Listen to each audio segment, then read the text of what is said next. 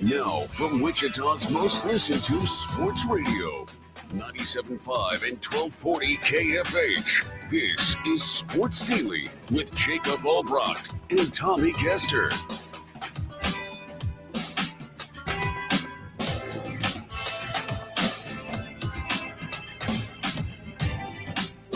All right, welcome in, everybody. It is a Friday edition of Sports Daily, TGIF. Getting ready for a nice, beautiful weekend. Cannot wait. It's been a minute since we've gotten our nice weather on the weekend. We're February, but we're excited about it. Jake Albrocht here, Tommy Castor. It's a college basketball weekend. All the teams we follow are in action, so we will get into that as we make our way through. Lots of good stuff coming for you today. We're going to tell you about a competition to win some things with us today, some contests, some giveaways, all kinds of good stuff will be coming for you on that KFH hotline. So make sure you have it handy at 869-1240. We'll tell you what's happening this weekend as far as our networks here as well. Tommy, happy Friday. How are you? I'm good. I was thinking about what you just mentioned. It seems like when the weather's been really nice outside, I've been swamped and busy and can't do anything. But when I'm free, the weather's been bad. So I'm glad that this weekend I don't have much going on. I know you and we're going to go watch some college basketball tomorrow down at the casino, sports book down there, and watch some games, do some betting. Should be fun. Yeah, it'll be the first time I've been out there to do it. I love sports books, so I'm excited to see that. It's a random week off from my third grade girls basketball coaching duties. So a little window there, and yeah, we're going to go enjoy it, and I'm looking forward to that. Listen, as somebody in the iced tea business, I've been well aware of these weather patterns, and it has been wild in February. February in general has been a warm February, but not on the weekends. It's like we get all this sunshine and great weather, and then we hit the weekend, and it's cloudy or it's cold or whatever. The good thing about all of it is we've gotten a lot of rain in the last little while, so that's been really nice to see. But I am ready for some sunshine on a weekend. So, of course, that we can go sit inside and watch college basketball. But, the rest of the weekend, outside of that, we'll be outside enjoying that weather. I feel like a cat.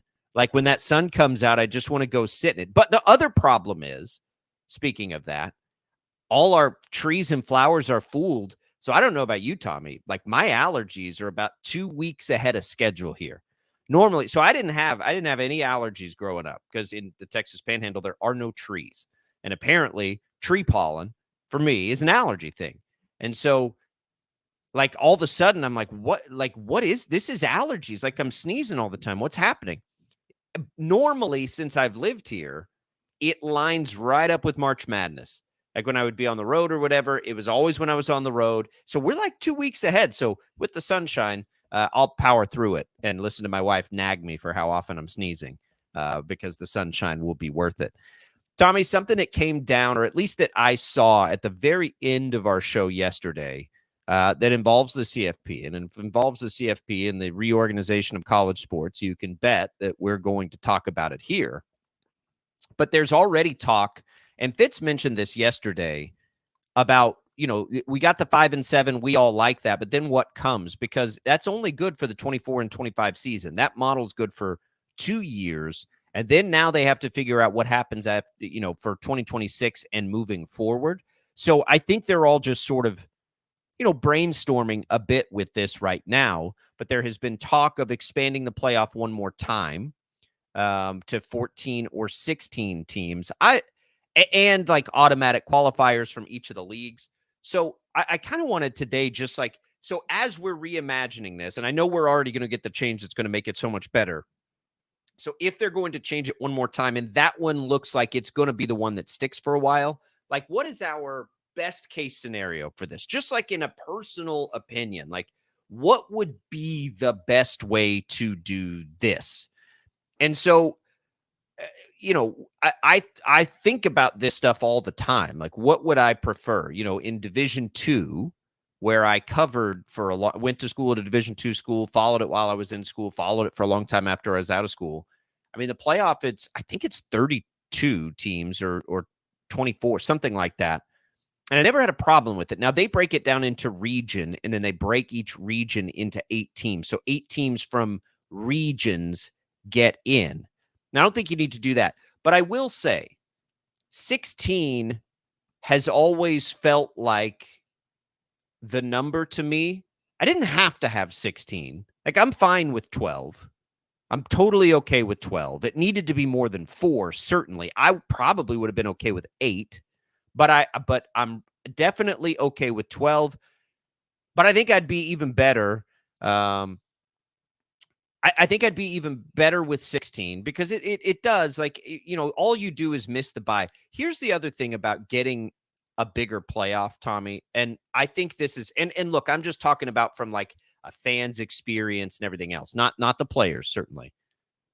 There's too big a gap between the end of the regular college football season and when we get to college football's postseason. And one of the cool things about, like, in Division II, and it's this way in the FCS too, is you get right into the playoff because you have to cover the games, right? Like, you have to get the games in. And so if you went to 16 and maybe you only have a week off between conference championships and the playoff beginning, I do think that would be better for the sport, right? For the fans, for the viewership and all of those things, money, all that stuff, because you keep the momentum. They kill momentum. I mean, it takes so long to get to the national championship game. I feel like if that game was played, 2-3 weeks after the end of the regular season, you would see people way more locked in to a national championship. At that point, you're kind of competing with the NFL coming down the home stretch, all these things. So as I imagine what would be the best, I do think it would be 16. And then how you get to 16 is another part of the equation. But where are you on the number?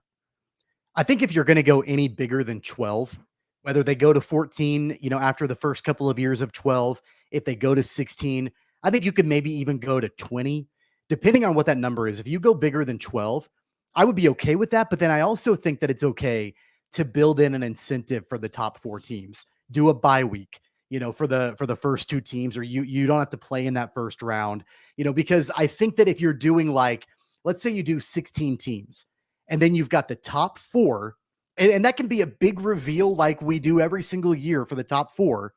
Those 4 teams don't have to play in round 1 of the playoffs. They can rest, they can get ready, whatever. And then you've got 5 through 16 that are then matched up to move on to the next round. So I think if you go any bigger than 12, you probably then need to build in, at least I would be okay with some kind of bye week or incentive or something for the top 4 teams.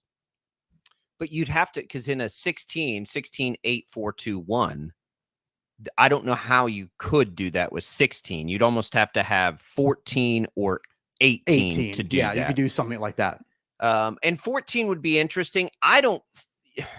Because how many would that give a bye to? The only problem with that is determining who gets the bye could get a little bit messy. And so unless you're going to figure out a way to give 4 byes, right, for the 4 conference champions, so then you could go. Is that what we're going to get with 12? That's what we're going to get with 12, right? We're going to get with 12, yeah. 4 byes. Mm-hmm. I think at that point, we're getting. Or is it getting just 2 byes? I think it's 2 byes. And then you go down to, and then so you'd have 2 on, so 12 play to sit. No, sorry, so 10 play to 5, and then yeah. Mm-hmm. So whatever that number is, off the top of my head, I would be okay with that. I would be okay with giving the conference championship game winners those 4 byes. I'm fine with that. It doesn't need to be more than that. And those would be the teams that need to get it. End of story. Like, that is your reward for winning your conference championship game. It keeps the college championship, or it keeps those conference championship games valid too. So we need to figure out what that number is. I'm not smart because then enough if you don't do that, and you go to 16 or 18 or whatever that number is, you go to those teams, then what's the incentive throughout the year for a team to try to be as high as possible in the rankings when it comes time for the playoffs? Seeding, I know matchups and all of that, but from a seeding perspective, if you can try to get in, and that's what I love about the NFL is that you've got the top team that gets a bye going into the playoffs. So I'm okay with that being an incentive. You got something cooking there. So if we'll do the math during these breaks to figure out whatever the number is that gives the 4 conference champions a bye. Bear with us on that. I can't do that for whatever reason. I'm stuck in my head on that. But we'll have some time to do it because up next, the voice of the K-State Wildcats, Wyatt Thompson, joins the program. Always love our visits with Wyatt. We'll get his take on that. He's obviously a big college football guy chasing the Cats. I want to get his take on that and moving the Big 12 tournament to Vegas. There's a lot of little things, of course, and then college basketball on the men's and women's side to talk about with Wyatt. We'll do that next here on Sports Daily.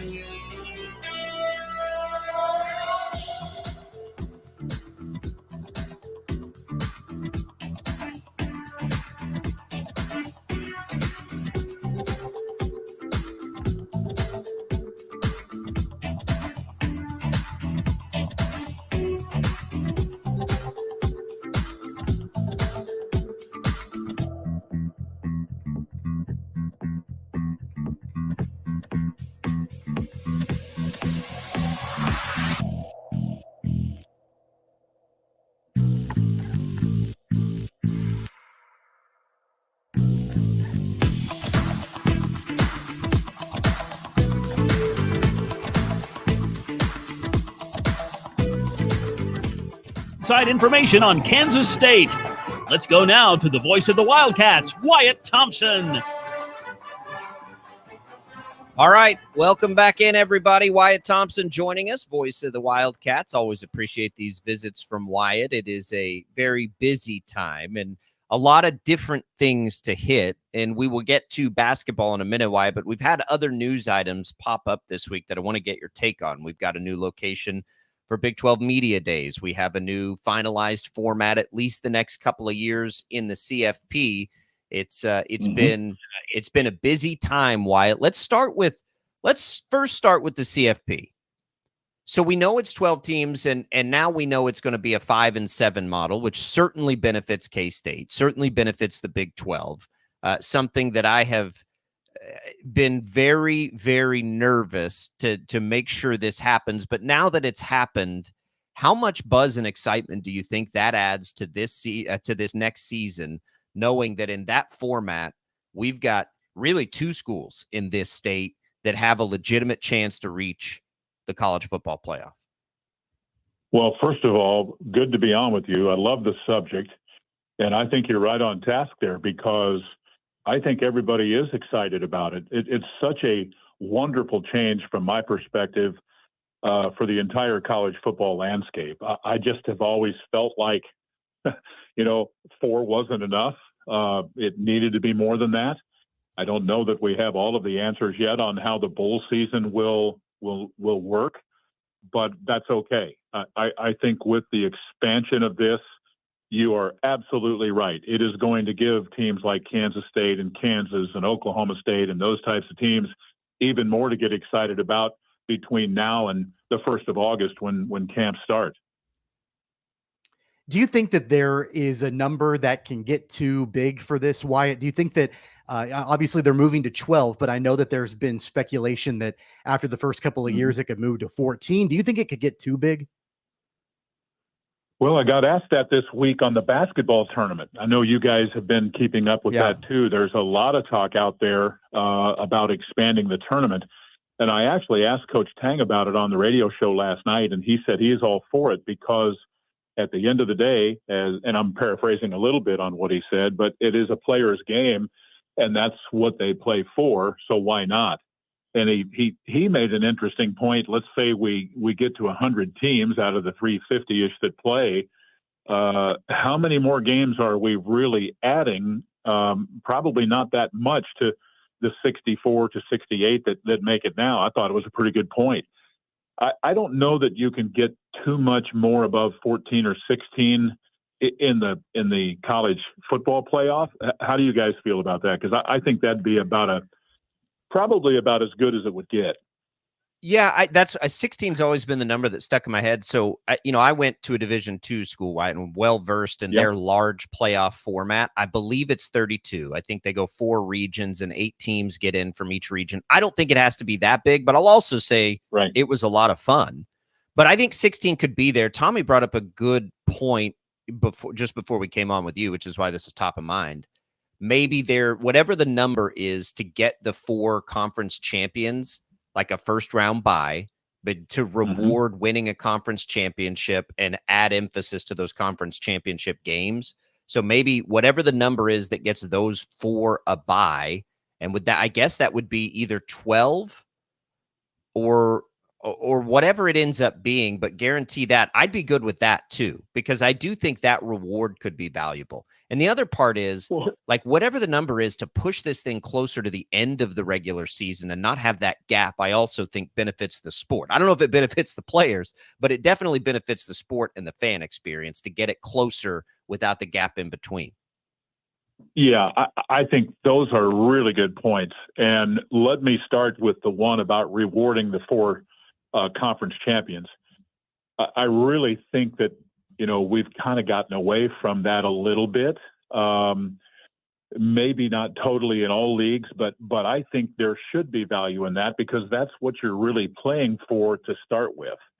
At least from my perspective. Not everybody would agree with that, but what's one of the first goals for K-State or KU? Win the Big 12, be bowl eligible, win the Big 12, get into the playoffs. I think it's as simple as that. I really like that. I also agree with the fact that, it's kind of one of those things where they do need a little bit of a break.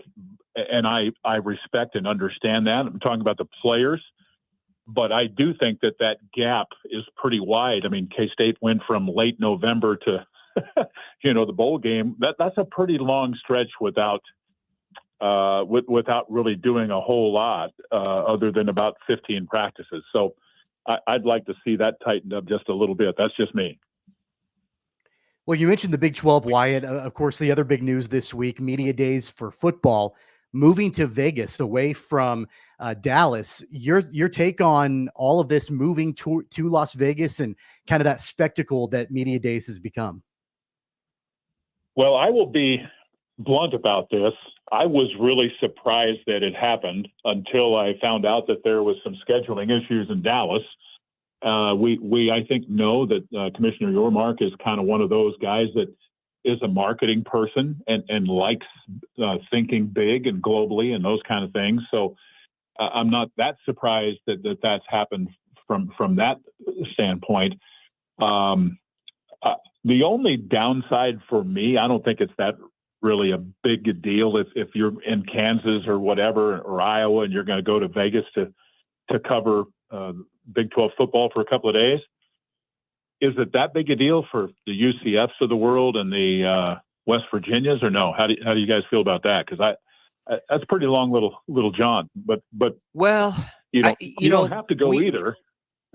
We wondered about this yesterday because we saw it and we're like, well, I certainly hope the Big 12 basketball tournament, which is coming up, stays in Kansas City forever. And Tommy brought up the good point of that being centrally located for fans. But are fans really that interested in the media days? You know that better than anybody. I mean, is it too? I don't think it's that big a deal for the teams to fly across in the middle of the summer.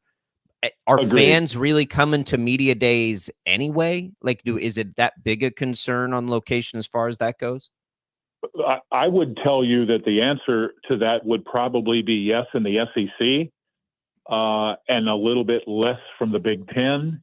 But that has not really ever been much of a factor from my perspective in the Big 12.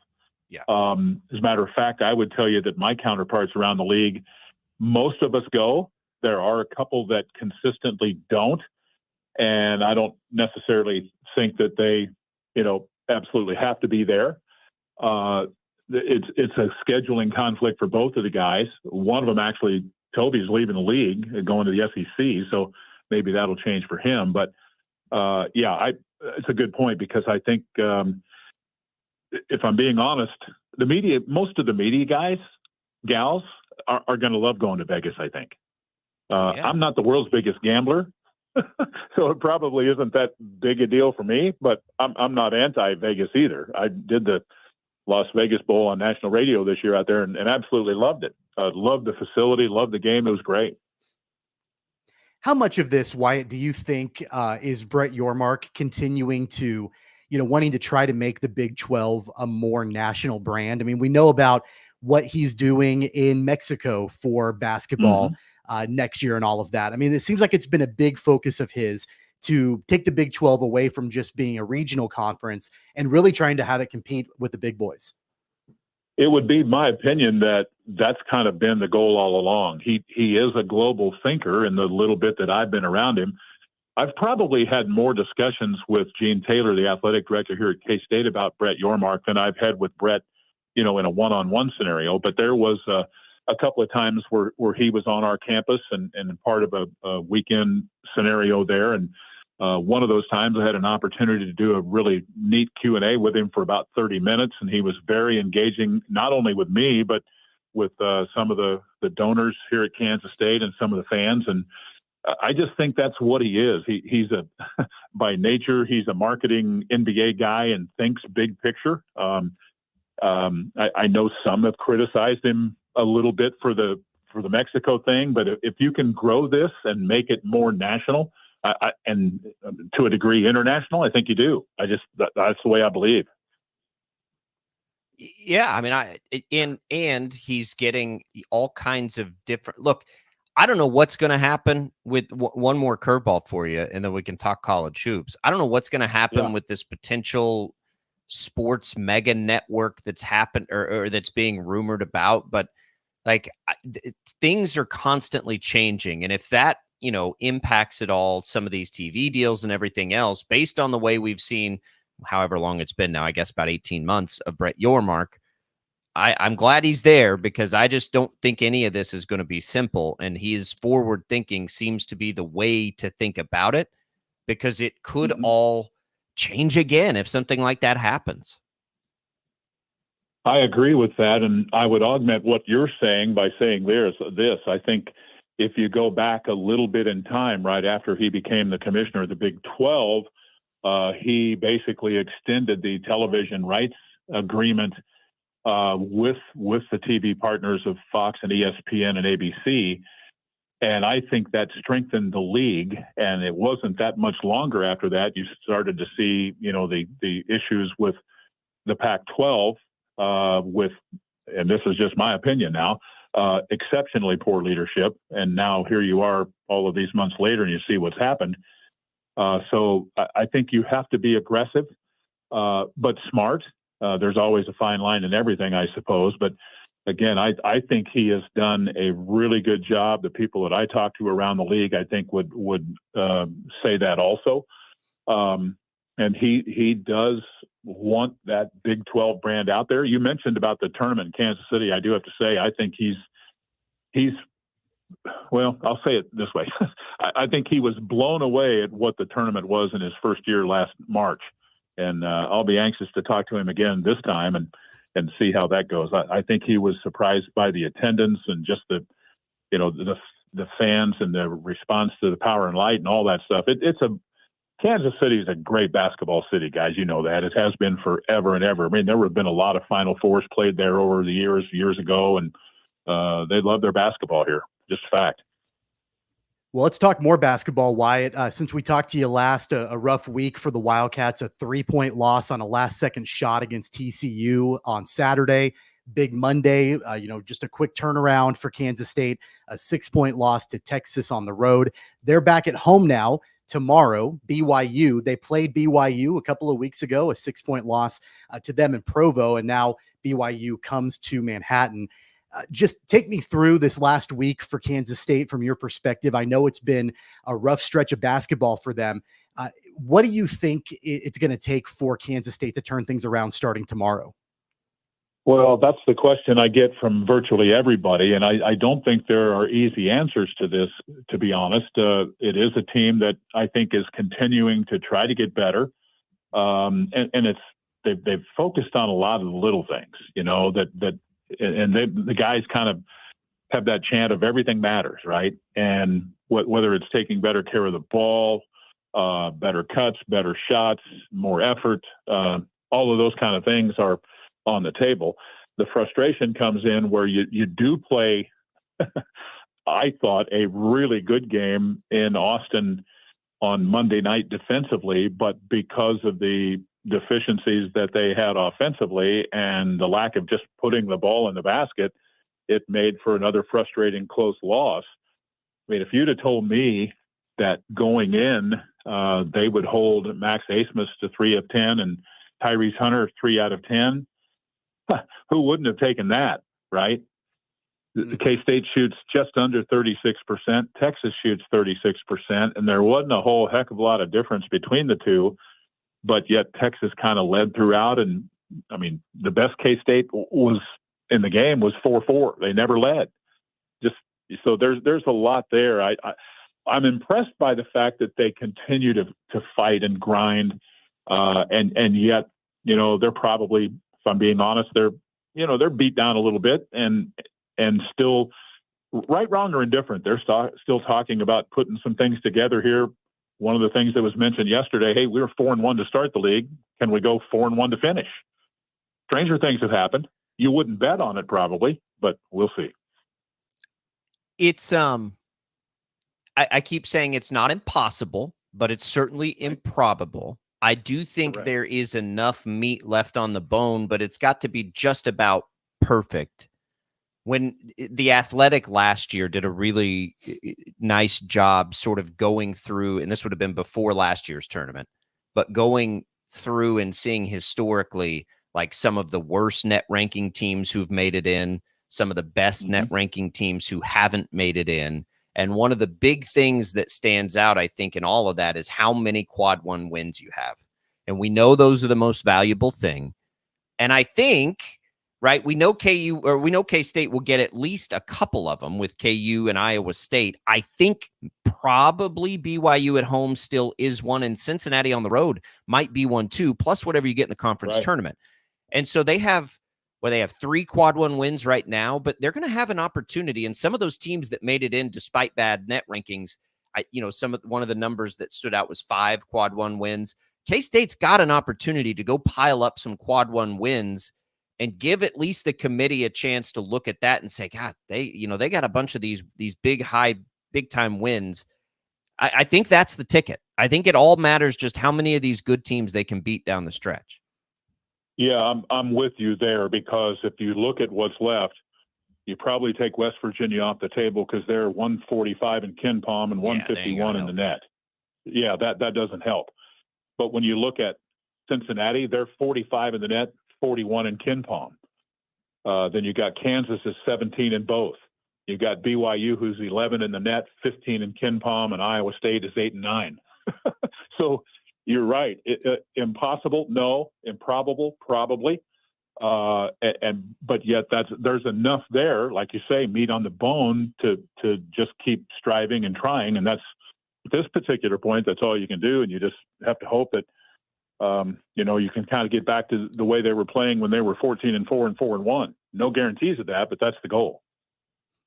Well, and it seems like, and I know we talked about this before from week to week as we've had you on, the improved effort on the boards and rebounding for the Wildcats. And even though they were out rebounded on Big Monday against Texas, to me, it seems like they've really improved that part of their game. And, so if that's one area that we've seen improvement on, then I'd like to think at least down the stretch, there are other areas that they can, keep that kind of foot on the gas and continue to move forward in that direction. Yeah, you said a lot there, I think, because listening to that, it makes me think about some of the things that I've heard Coach Tang say about his team. He's seen Tyler Perry in the last few games be a little bit better in several different areas. We've seen David Gasson, as an example, just give terrific effort playing on one bum knee that's bothering him quite a bit pain-wise, but he's fighting his way through it. Will McNair still needs to be a little bit more consistent with his stuff, and some would say, he is what he is, and that's not going to change a whole lot. But if it changes even just a little bit, so many of these games have come down to a couple of 2 or 3 possessions that, hey, you have to kind of think positive about it. At least that's the way I see it, and I know Coach Tang is thinking that way. So we'll see how it plays. But for me, I'm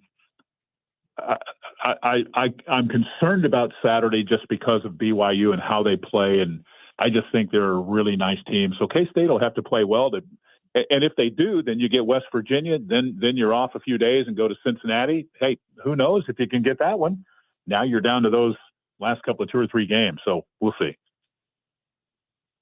Wyatt, let's talk about the women here too for just a second. Aoka Lee's incredible.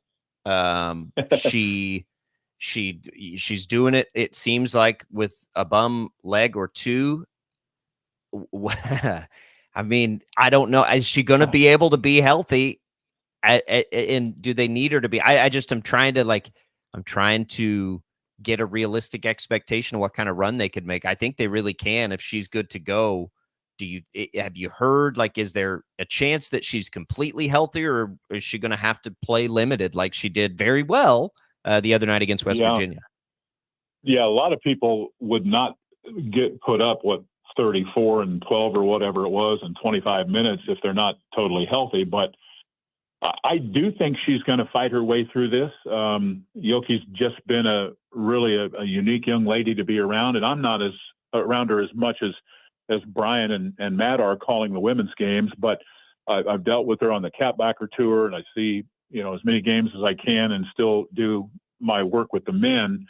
And she's just, I don't know if you got to see the game the other night with West Virginia, but I don't know that I've ever seen her so cut in and so emotional about, wanting to win a game. There were a couple of times the other night in watching that I had never seen her react like that on an and one or something. And she was just pumped.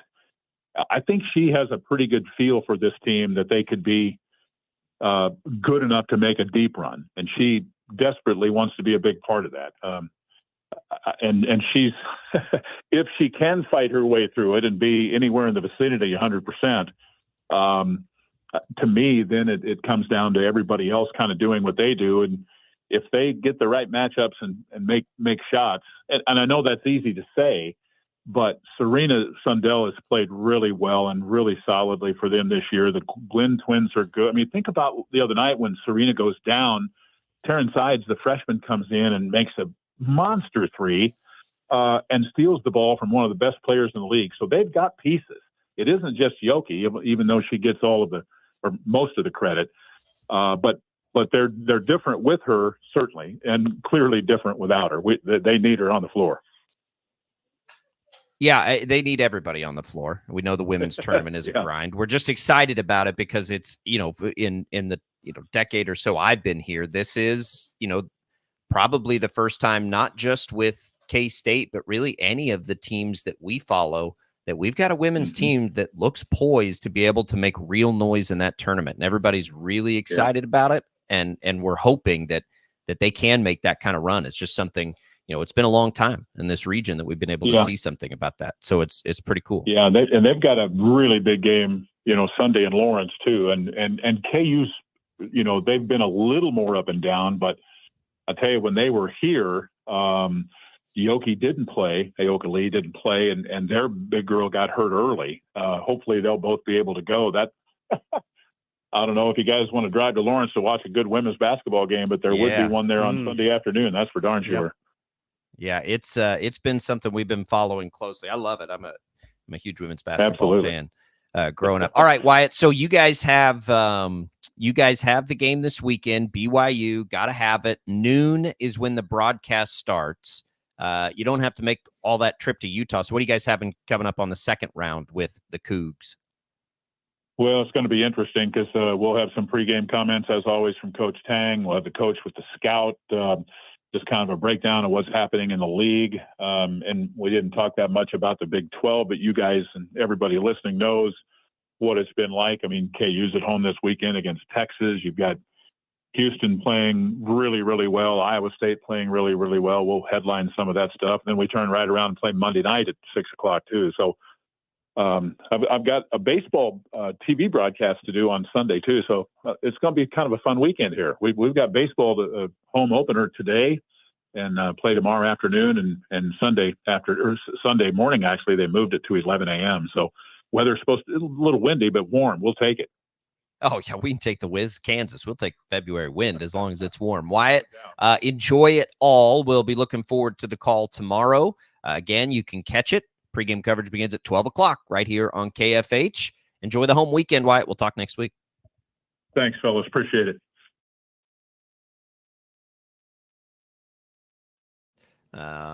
Always appreciate those visits. And if you missed any of it, you can go catch them on the Odyssey app. To check it out. I still can't come up with the number, Tommy, of giving the 4 conference champions buys in expansion. You can do it with 12, but I don't know what the next number, how big you have to go to keep it. I can't make the bracket. I don't know what the number is. I'm having a hard time with it. I'll crunch some numbers during the break and see if I can come up with something. I'm going to need your geometry skills. What math? I don't even know what math that would be, but we'll get to that. We'll continue that conversation as well. Hey, by the way, KFH and Taco Bell have your chance to win a trip for two to the College Hoops Championship Tournament in Kansas City, March 13th through 16th, to cheer on our Kansas, Texas, and Oklahoma and Iowa teams. The trip includes 2 all-session tournament passes and 3-night hotel accommodations. To enter, simply text TB BIG to the number 20357. Want a complimentary breakfast burrito? Go to kfhradio.com, click on the events page, download the voucher, and then head to any Wichita and surrounding Taco Bell locations, with the exception of Hutchinson. Your chance to see the College Hoops Championship Tournament and snag a complimentary breakfast burrito from Taco Bell happens here on KFH. Don't go away. We'll be back. More Sports Daily right after this.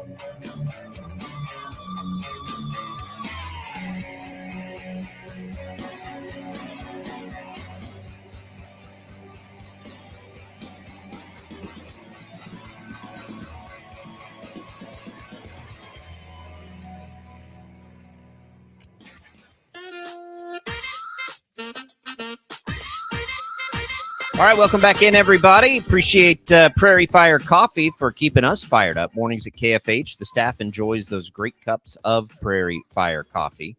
All right, Tommy has crunched the numbers and can enlighten me here now. Okay, Tommy, so how do we maintain that we can get 4 conference championships champions a bye, but potentially expand the playoff? How big would we have to go to get that?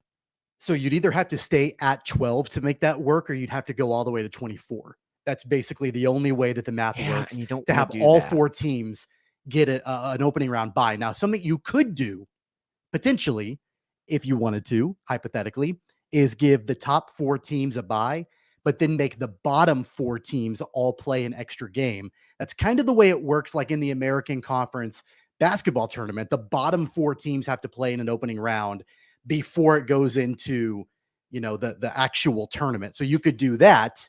And then at that point, you're eliminating a handful of teams, and then the math works out a little bit better. So you would have the top 4 teams at the top get a bye, but then the bottom 4 teams have to play an extra game. So how many would it take to go under that scenario? You could do that with... You could do that at like 18, I think. Yeah. 16 or 18. Yeah, I think it maybe work for 16, honestly. Now, the other thing you could do is you could have the top 2 teams get a bye as opposed to the top 4. Going to see, and I think that would get complicated because then you're going to get this SEC Big Ten thing going again. So I think if you do it, you got to do it for all 4. I don't think the 5th highest ranked, or how, basically the Cinderella team, I don't think that team needs it. I do think that you can, reward the 5 conferences that drive this thing. I have no issue with that whatsoever. And I do think it does add a lot to getting that conference championship won. You're talking about adding then, if a team has to win 2 games to get to a national championship now, you'd need to add 3 games to get there. So you'd really add 1 to 2 games to a team's schedule. I don't think I have any issue with that, because you could figure out a way, again, in my world, in these postseason games, to somehow profit share with the players, right? So that's how you easily, settle which, again, I think it's a silly argument anyway, because at all the other levels of college football, they do play these longer playoffs, and it's never been a concern. But if that is a concern, and I'm fine with it being a concern, then just figure out a way to revenue share to some degree to incentivize it for players, just like you do for coaches, right? Coaches get incentives all the time to play in these games. Just do something for the players. And I think we could get there. So I'm fine with an expansion. I'm fine with the idea of it. I do think 12 is fine for right now too. But look, guys, like, expansion's coming. Here, what will happen here is they're about to find out just how valuable this thing is, and then it will expand for the same reason that all sports expand their postseasons to some degree, because it makes them more money. And the reality is, it is better for us as fans. It just is. We enjoy it more. It makes the sport relevant to more teams across the country for longer. I mean, it's better for everybody. And if you think it's watered down, I don't know what to tell you, except that people say that, but then they still consume it the same way, right? Like, I don't think it is at all. It will be, you'll enjoy more of the season, I think, for longer than you would have before. And I guess I would just say, trust me, or look to all the other sports as a good example of that. Like baseball. If anybody out there is being honest, Tommy, like, who doesn't love the added wild card? And the added, it's been a weird road to get where baseball is in the postseason now, but man, it's better. It is. It allows more teams the opportunity to get in, which is always good. So it's being discussed, now that we go to 12, already how to expand again, which shouldn't surprise anybody. That's the way of the world. Let's give away some HTO on the way out here. And as we get into hour number 2 and begin to look ahead at the college basketball weekend, we'll do it for our first caller to the KFH hotline. We'll give you a free iced tea and a free Brewhouse coffee. The iced tea good at East or West Wichita, and in Derby, the Brewhouse for East Wichita and in Derby. Good luck, everybody. Jad will get us a winner. We'll come back. Hour number 2 of Sports Daily on a Friday. Coming next.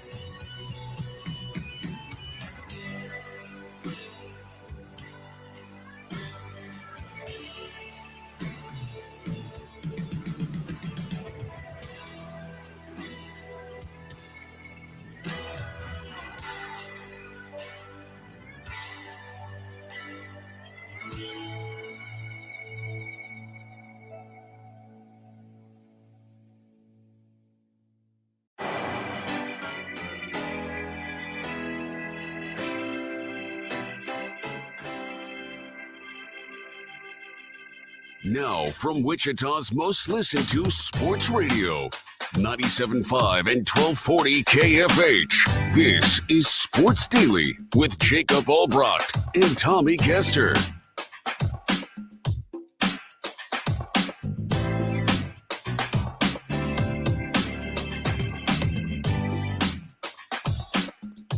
All right, welcome back, everybody. It's hour number 2 of Sports Daily. We're talking during the break about this playoff. It's got our juices flowing. Give us a call, 869-1240.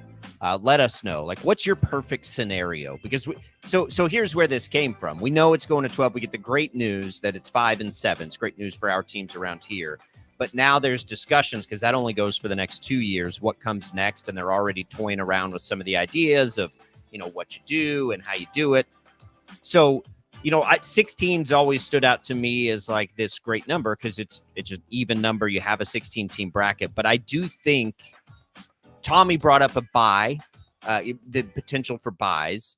And at 12 teams, you could have the 4, power conference champions get a bye. And I think that's pretty smart to do that.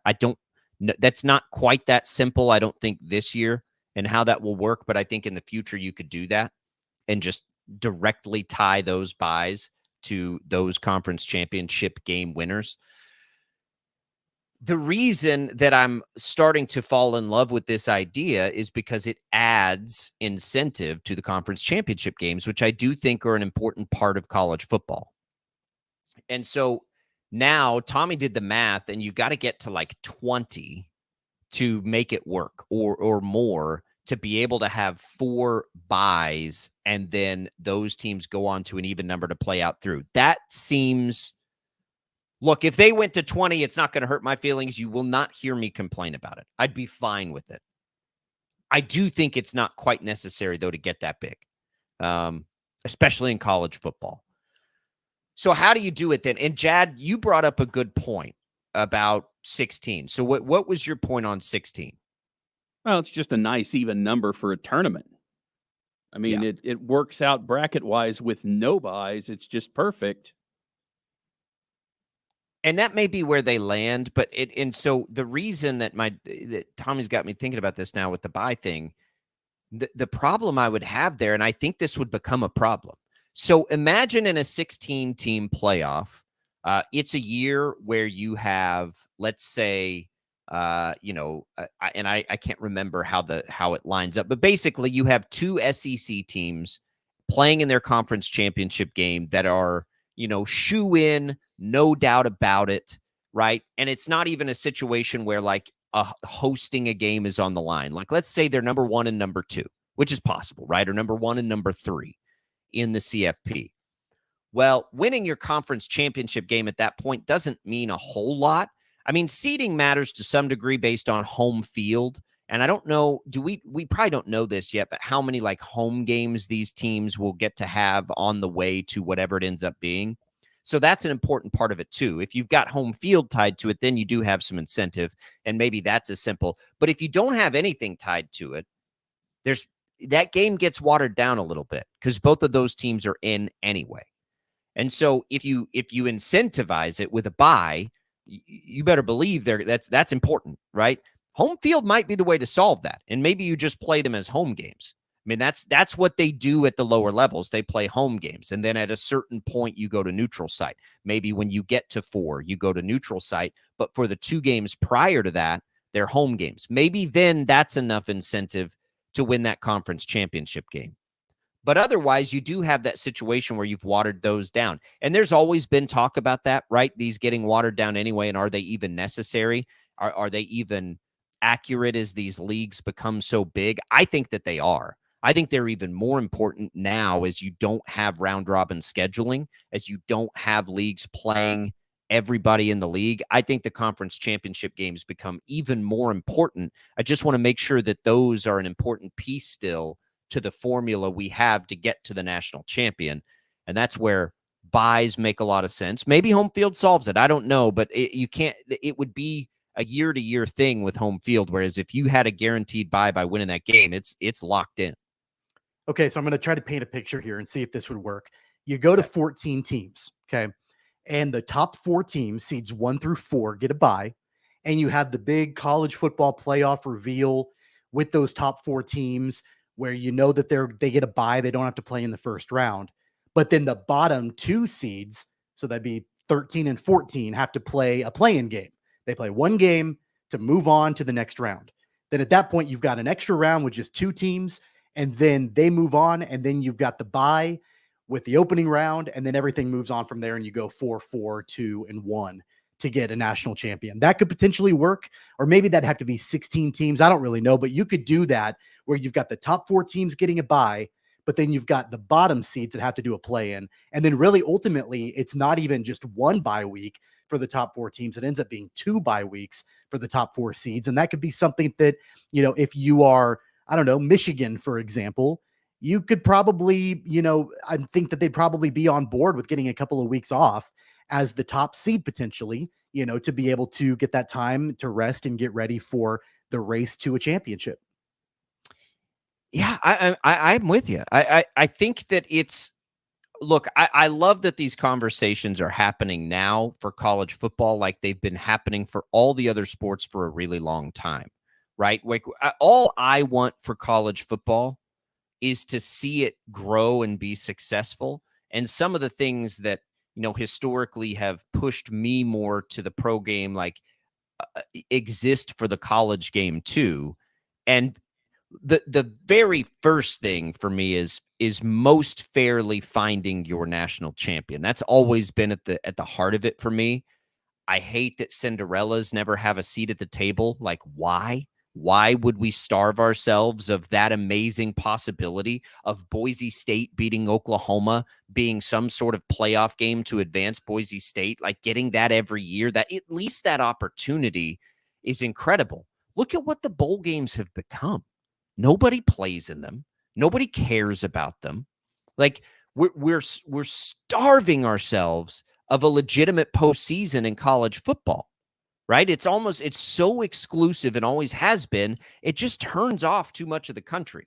So I love that we're just able to now look at these things.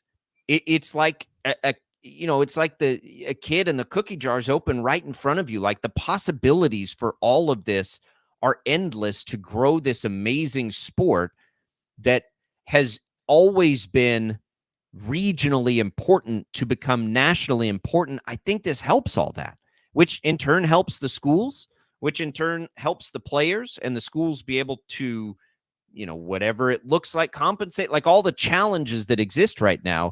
A successful playoff model should help all of those things. And it's going to be messy, and it's going to all those things, but at least it's there. I mean, it wasn't that long ago, Tommy.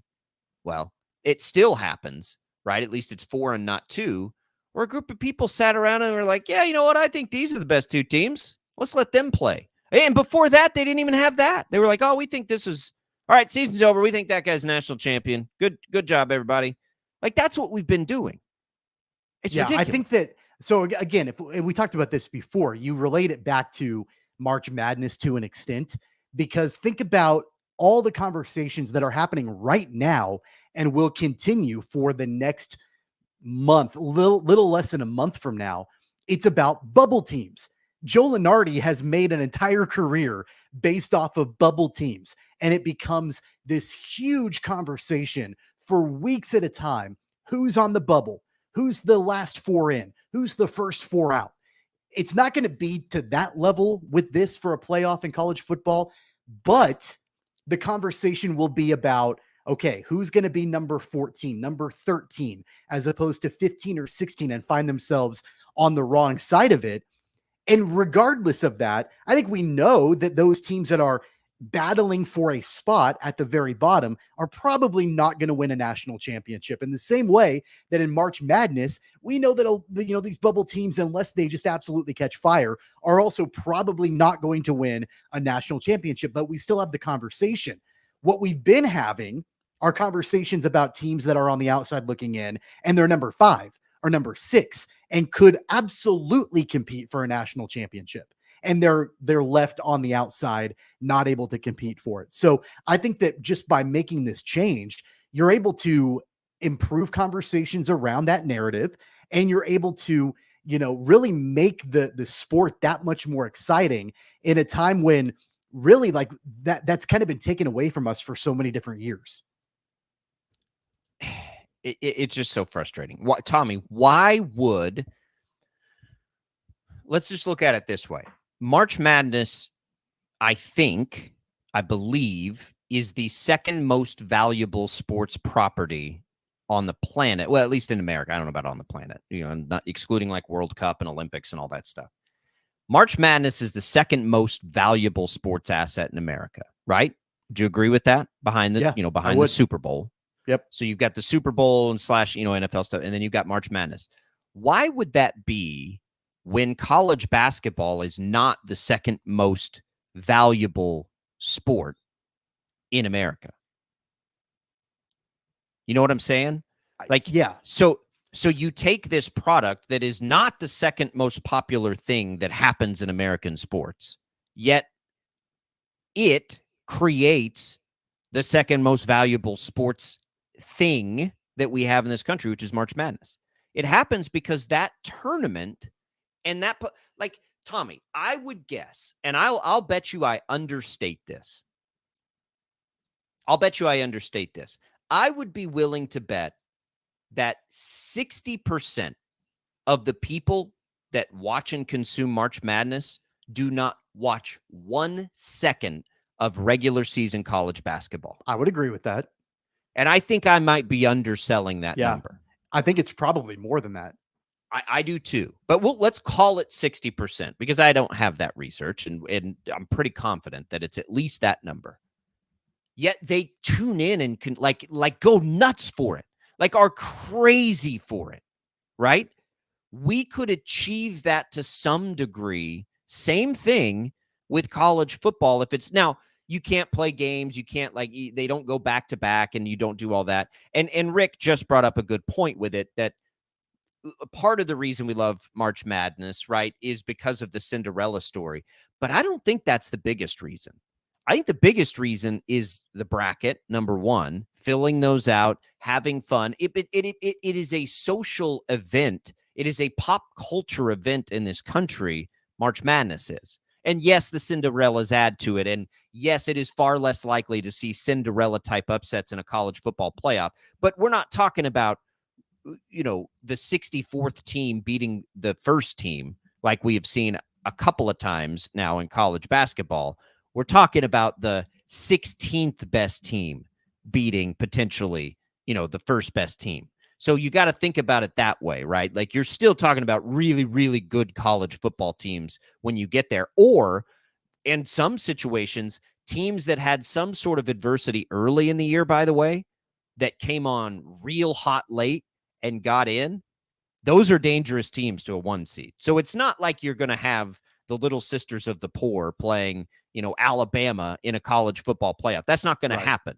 They will have been essentially, if you took it to the college basketball tournament, it's like a 4 seed beating a 1, not a 16. It'd be because you got, all the individual brackets in the bigger bracket.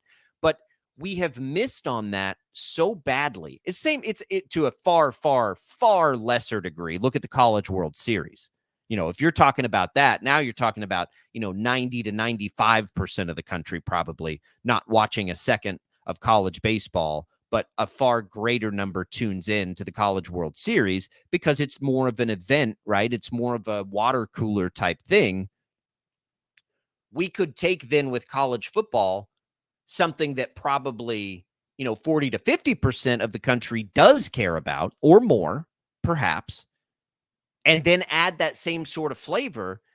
I think that there is a world where that product could even surpass college basketball's. Maybe it doesn't, but it could probably come close, and it would come a whole lot closer than what it currently sits as.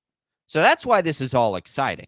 It's going to amplify this sport that people like us already love, but it's going to amplify it hopefully in a way that draws more people into it and create. And that's what everybody wants. That literally benefits everybody. Benefits the fans, benefits the schools, benefits the conferences, benefits the players as we make our way through how that compensation is going to happen to some level, at some level. So I love it. And I love that the discussion's happening, and it's only taken, my whole life to get to this point, which is, again, just fascinating to me that that's the case. Let's go to the phone lines. We got Tyler on the line, wants to chat the CFP. Tyler, welcome into Sports Daily. What's on your mind? Thank you. I agree with you. I would go with a larger style bracket for college football. My suggestion is I personally like the idea of you take 20 teams, but it's actually a 16 team bracket, and you have essentially 4 play-in games. So you end up having your 13 seed plays your 20 seed and so on, so you get to all 4 of those games. And I think that the setup for that is beneficial because you have your lower ranked teams. Hopefully those are going to be more competitive games. You get your top 4 teams overall get their buys for the first week.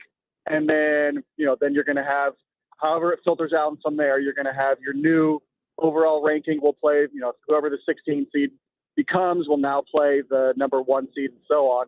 And so hopefully the whole goal is that you want competitive games, and versus if you have, you start taking too many teams and now you got a 1 right off the bat paying a 16 or a 20, and it's going to be probably pretty ugly. So to me, I think that benefits, one, you get more games, which sounds like more money and a better experience for the fans. So you basically are keeping the top 4 seeds out until the lower seed tournament is done. So it's kind of like multiple weeks of a bye for those top 4 teams. No, it's only 1 week of a bye because you have, so if you have 13 playing 20, 14 playing 19, 15 playing 18, and then 16 and 17 play each other.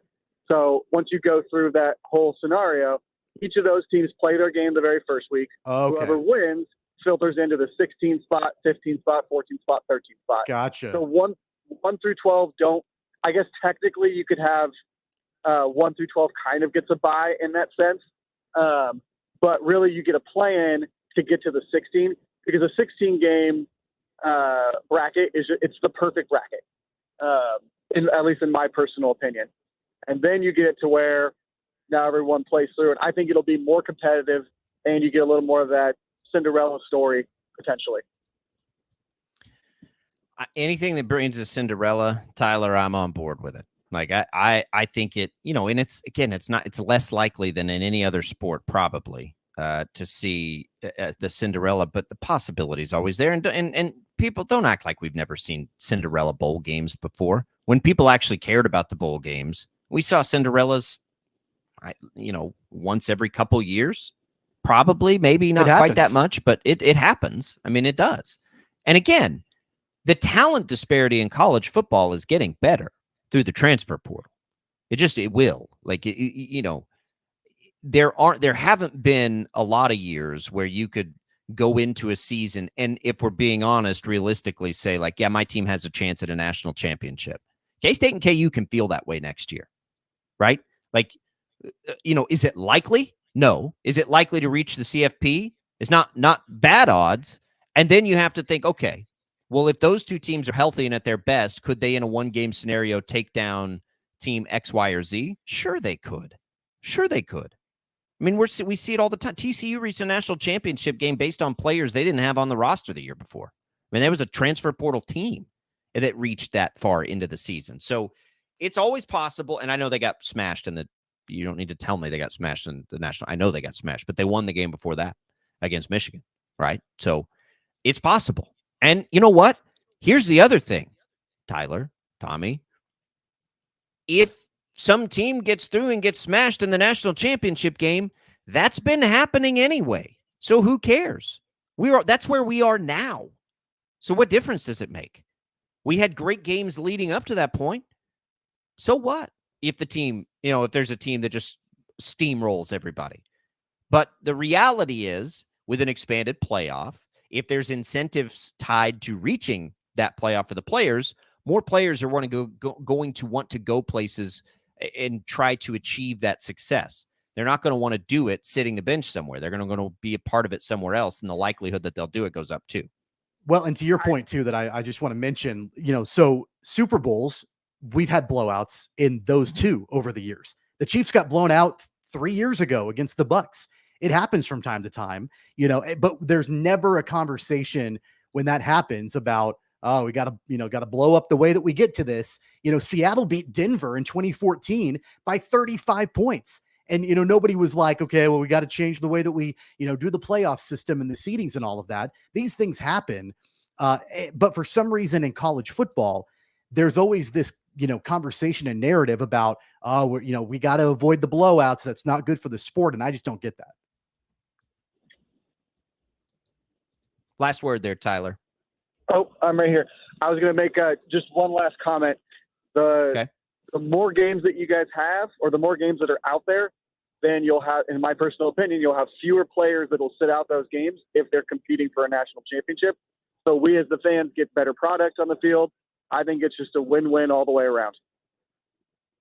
Yeah, well, it is. And the other thing is too, compensation to it. I mean, they're going to have to, that part is coming too. We're not going to have the problem we've had in the past, I don't think, because they're going to get to the point where these players are, like you're playing these extra games, make it worth it, right? Like and there's all kinds of complications to that. But yeah, you're right. At its core, playing for something is generally enough motivation for these guys. So it'll be good. Tyler, we appreciate the call. Spitballing here on a Friday. Love it. I'm always so fascinated by this stuff. I love it. It interests me a great deal. So I appreciate everybody hanging with us through that as we try and figure this thing out. Just call us. We'll get it done. CFP committee or whoever it is that needs to be making these decisions. We'll just do it for you. Pro bono. Maybe not pro bono. We need some swag or something, like, send us a water bottle.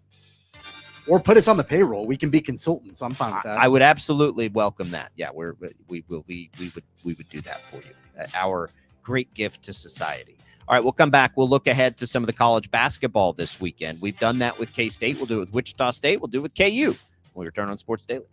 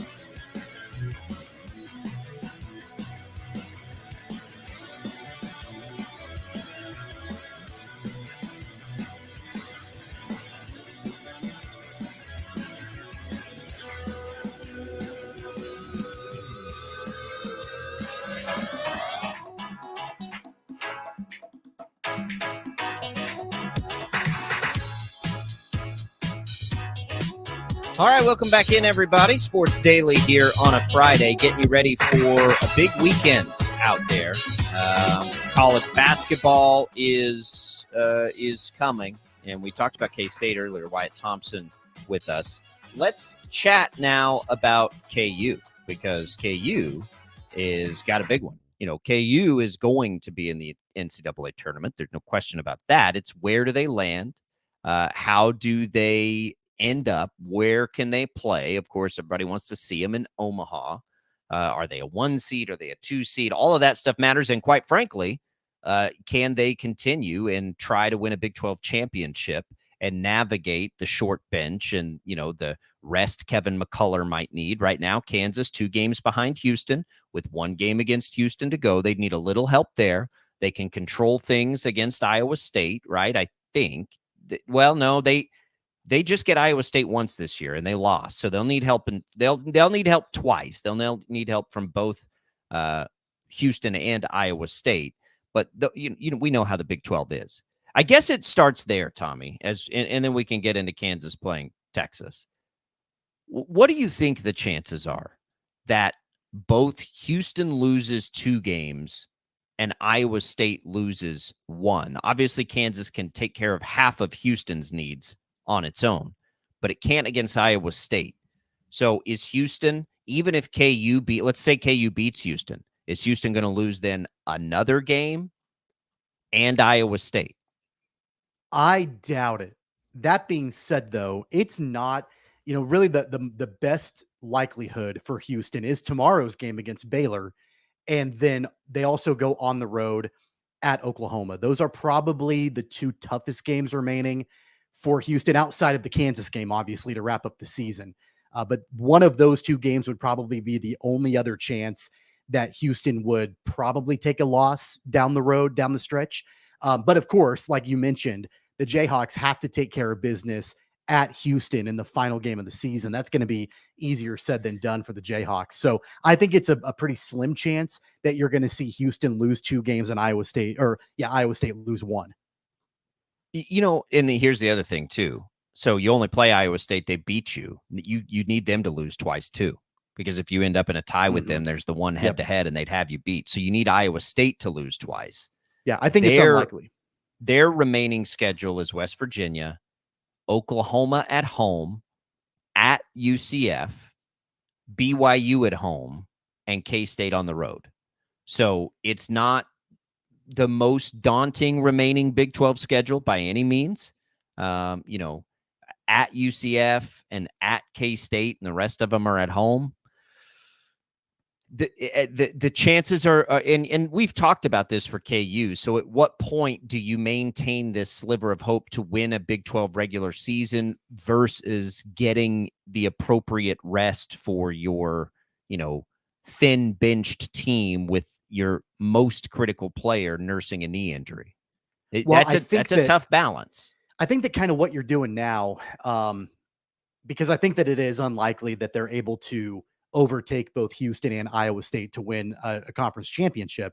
But I do think that for seeding purposes in the Big 12 tournament, if they can solidify that number 3 seed and get Baylor out of the way, get Texas Tech out of the way, who they're tied with right now, then I think that that's going to be, a good likelihood for Kansas. The good thing is that both Baylor and Texas Tech, those 2 teams play each other in the final game of the regular season. So that will help.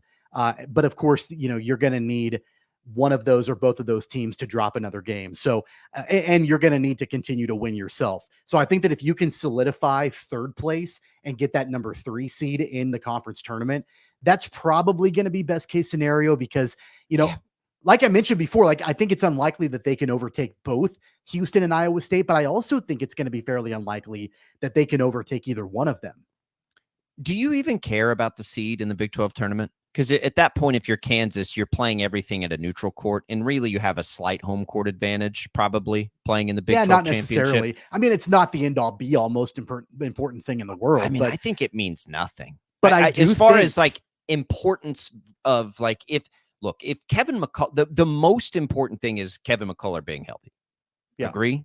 Like, Sure. period. Like, for the rest of the season, that is the most critical thing that can happen for Kansas. Win, loss, whatever. They're getting into the NCAA tournament. Their seat. I mean, I do think playing in Omaha helps. So, I mean, you definitely want to win games to maintain the ability to do that. And I think as long as they're a 2 seed, they should, right? Because they shouldn't get bumped by anybody in that range to playing in Omaha that would have a better case at Omaha. I mean, Iowa State. Where does Iowa State? Let me pull up Jerry Palm's bracketology because I wonder if you're competing to some degree with Iowa State in your seeding. So right now, Palm has Iowa State as a 3 and Kansas as a 2. Iowa State's better in the net. Kansas has the same amount of quad 1 wins. Kansas has a pretty large strength of schedule. They have the 6th. Iowa State's is not bad. It's 23rd, but I would guess that that's why Kansas is getting the nod there by the bracketologists over Iowa State, because a lot of what they're doing is going to be similar. And Iowa State is a team that would potentially there, Tommy, have a claim at Omaha, right? And then, as you look at the ones, UConn, Purdue, Houston, North Carolina, maybe it'll be interesting. I think KU's got a good chance to play in Omaha. That I do think is important, though, as we look down the stretch here. And finishing ahead of Iowa State in the bracketology is important because they may be able to bump Kansas out of Omaha. But if you can also make a run, and I don't care what your seeding is, but if you can, make a run in the conference tournament, and go make it to the finals or even win the Big 12 tournament, then at that point you're solidifying your case to be on the 1 line potentially. Oh, for sure. For yes, March no Madness. doubt. So, as far as importance goes, it's not the end all be all. And I don't think Kansas, and if you were to ask Bill Self, honestly, I don't think he would say that the Big 12 tournament is ever that important for the Jayhawks. I mean, I think maybe it gets you some the tournament's reps not. going I think the regular into season. I think the regular season is absolutely it is. I mean, that's why they won so like many winning conference. They like but winning that Big 12 tournament. They do. But as far as the overall like big picture importance of it, it goes national championship, it goes regular season conference champion, and then it goes Big 12 tournament. Probably so.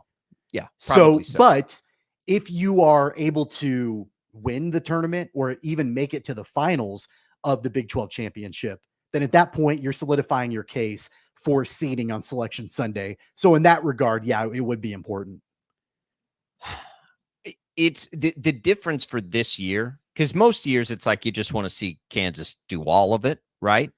There are 2 things, though, I think that are in the equation that may not normally be in the equation, and that's the health of your star player and the fact that you are so thin otherwise that if they don't have McCullough, they have no chance to win a national championship.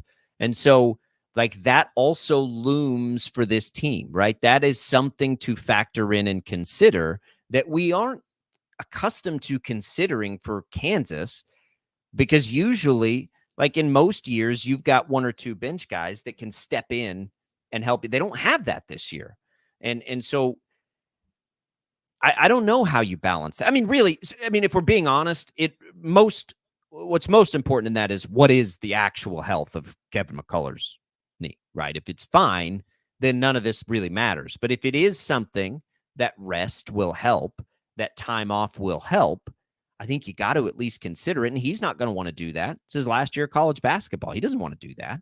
So that's a tough thing to navigate, I think, for the coaches. And probably you just trust McCullough, but you got to trust your trainers too.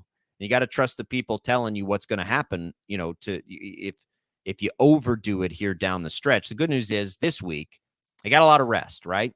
They haven't played since February 17th. So you've had 6 days off. You'll have 7 days off, a full week before you play Texas at home. That should help McCullough. It's not then you play, I think it's the BYU game's a Tuesday. So that's kind of normal rest. So there's not the quick turnaround again that they'll face until they get to the conference tournament. That probably helps McCullough too, and probably makes the decision easier because probably you can turn him loose a little bit more. But then you're going to hit that conference tournament, and it's going to be a thing. And if he's not 100% ready to roll, it could become a big thing making it into the postseason. I am really, really interested in this game tomorrow back in Allen Fieldhouse against Texas. And this Texas team, it's been weird to me all season long because I'm not sure, and this might be a really bold statement, I'm not sure that there is a team in the Big 12 on paper that has more talent than Texas. Maybe, I mean, Kansas has Hunter Dickinson and Kevin McCullough, so that's for sure there. Houston is obviously a really good collective team, but as far as individual players on paper, there is a tremendous amount of talent on this team. Max Asmus transferred to Texas. They've got Tyrese Hunter. They've got Dylan Mitchell. They've got Dylan Disu. They've got a ton of talent, but they have underperformed this season. They got blown out by 20 points against Houston last week, and they barely beat Kansas State on Monday.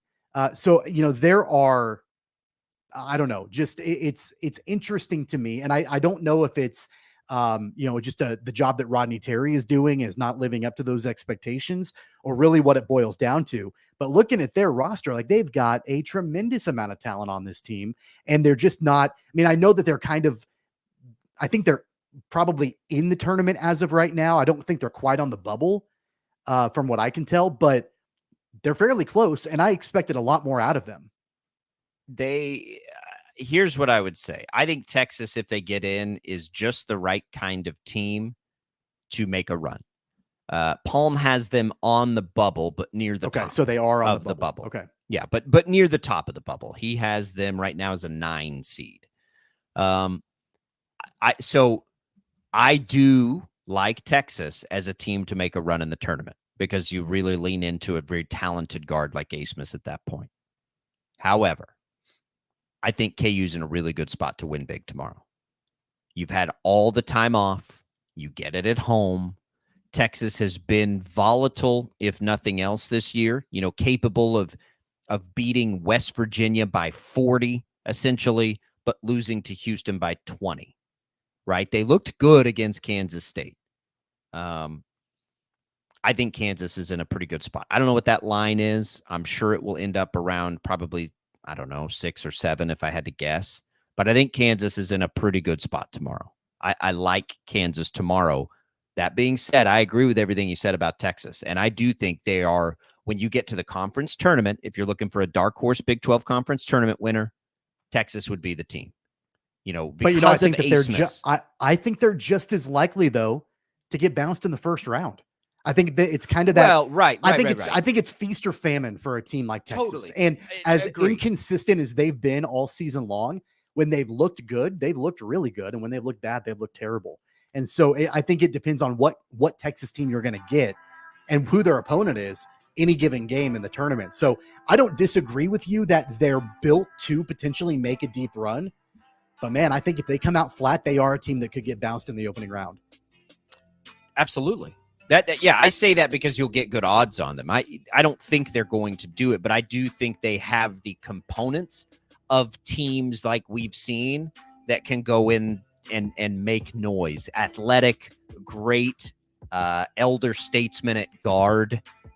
Sound a little like, K-State last year, right? It's just, it's there. But I think KU is going to be in good shape tomorrow. All right, we'll continue as we roll forward a little on the Shockers and Temple, and then a look elsewhere in the sports world. Any other stories piquing our interest here today? The Chiefs have a new punter.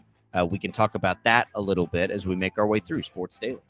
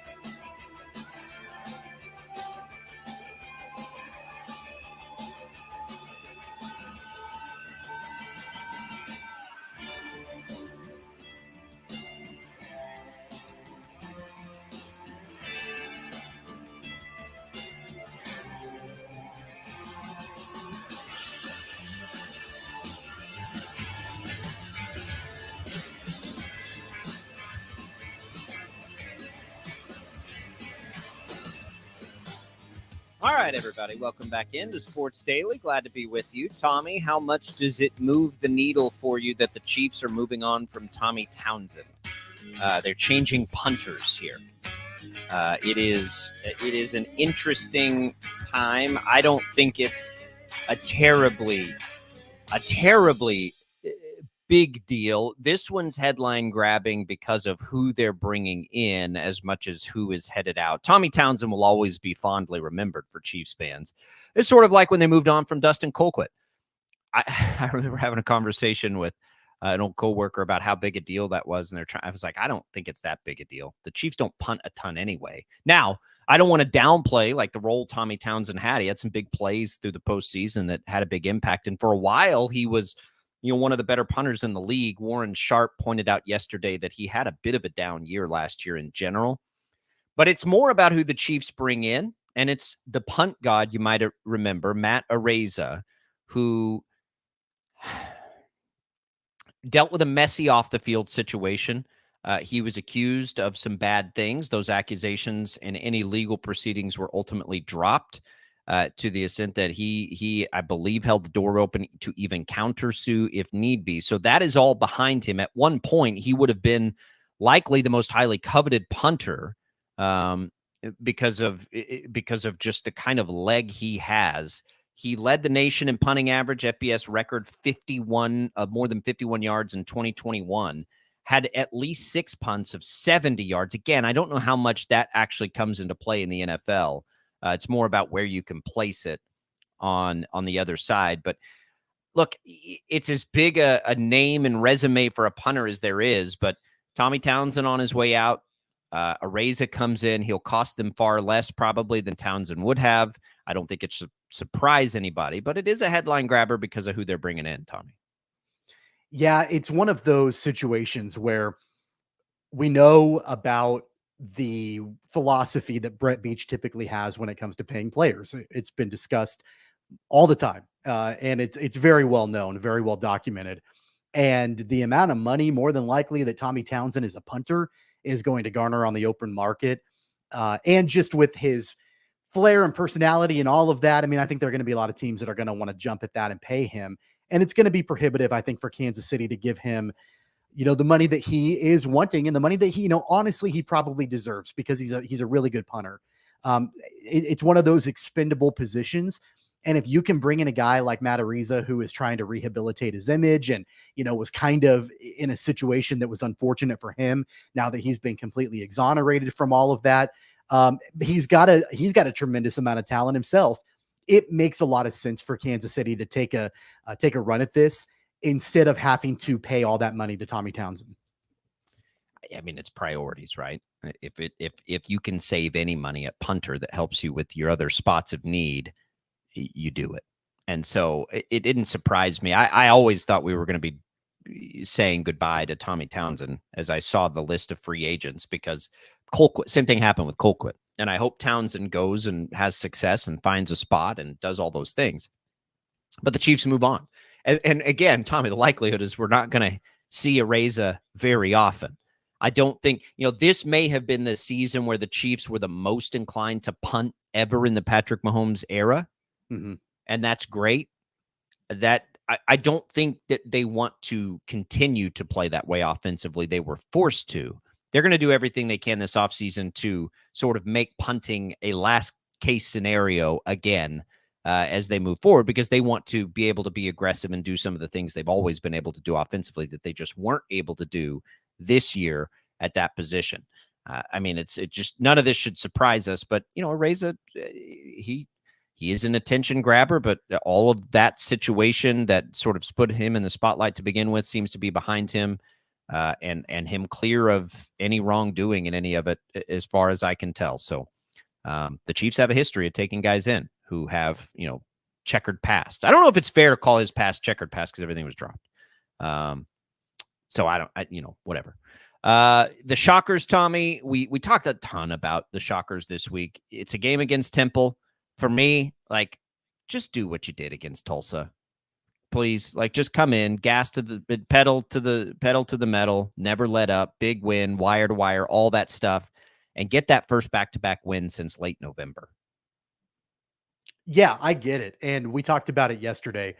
That momentum is probably the most important thing right now for this program because they haven't had any of it the entire season. I mean, I guess you could go back all the way to November where, they strung together a couple of wins at the same time, but it's been few and far between. It's really that hasn't really happened, especially in conference play. And, we're not talking about a bunch of games in a row. We're talking about 2. You got 1, now get 2, against an opponent that beat you earlier this season, but you are, again, objectively better than. So that's all in place for them. It's right in front of them. They're at home. Should be objectively better than. They got to reach out and take it like they took it against Tulsa on Wednesday.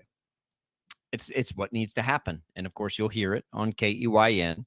If you missed it last night, go check out TJ Cleland's story for us at 12 News on Mike Kennedy. It's fantastic. Really good stuff there. Sat down with Mike. It was, it's about the diagnosis that he told us about, but it's more about and ended up being just like a blast down memory lane of some of the cool moments for Mike over the years. It's really cool. Check it out, Shocker fans. I think you'll really enjoy it. I think I shared it on my Facebook page. It's an easy way to find it. Or you can just go to 12 News. It's right there on the website.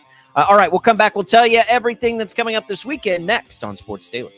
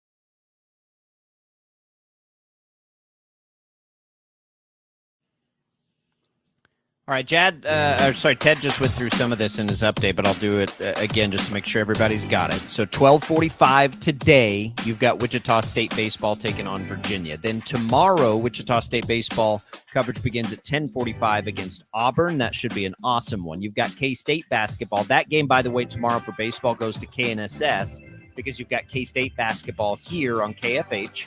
Then you get Wichita State women's basketball Saturday on KNSS. And Butler basketball here on KFH. Then on Sunday, another baseball game against Iowa at 10:45 on KFH, followed by the Wichita State game at 2 o'clock over on KEYN. Everybody keep a track there. You can find it all at KFHradio.com. For Tommy and Jad, I'm Jacob. Have a great weekend, everybody.